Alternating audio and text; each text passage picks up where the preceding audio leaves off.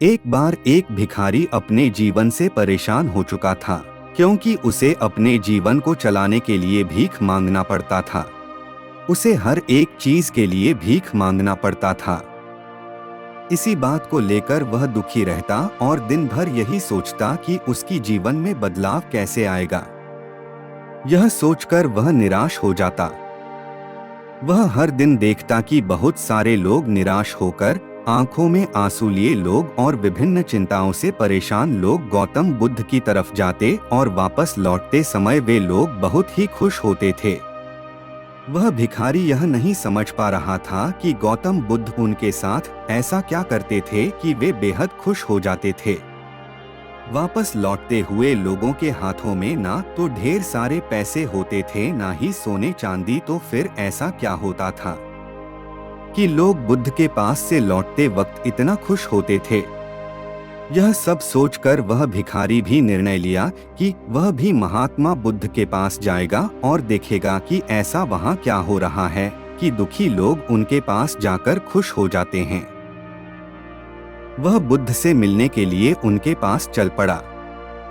जहाँ बुद्ध मौजूद थे वहाँ बहुत लंबी कतार लगी हुई थी, तो वह भिखारी भी कतार में लग गया। कतार में लगकर वह अपनी बारी का इंतजार करने लगा। देखते ही देखते उसकी बारी आई और उसने बुद्ध से कहा, बुद्ध, मैं बहुत ही गरीब हूँ, मेरे पास कुछ भी नहीं है। मुझे अपना जीवन चलाने के लिए भी दूसरों से भीख मांगनी पड़ती है।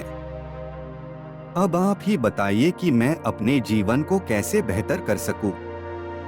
यह सब सुनकर बुद्ध ने कहा, तुम गरीब नहीं हो। तुम्हें ऐसा लगता है क्योंकि आज तक कभी तुमने किसी के लिए कुछ भी नहीं किया, ना ही तुमने कभी किसी को दान दिया, ना ही तुमने दूसरों के लिए कुछ किया। यह सब सुनकर भिखारी के मन में एक आशंका जाग उठी। अपनी आशंका को दूर करने के लिए भिखारी ने पूछा, मैं तो एक भिखारी हूँ, मैं लोगों को दान कैसे दे सकता हूँ और कैसे लोगों की सहायता कर सकता हूँ? मुझे तो खुद अपना जीवन चलाने के लिए दूसरों से मांगना पड़ता है।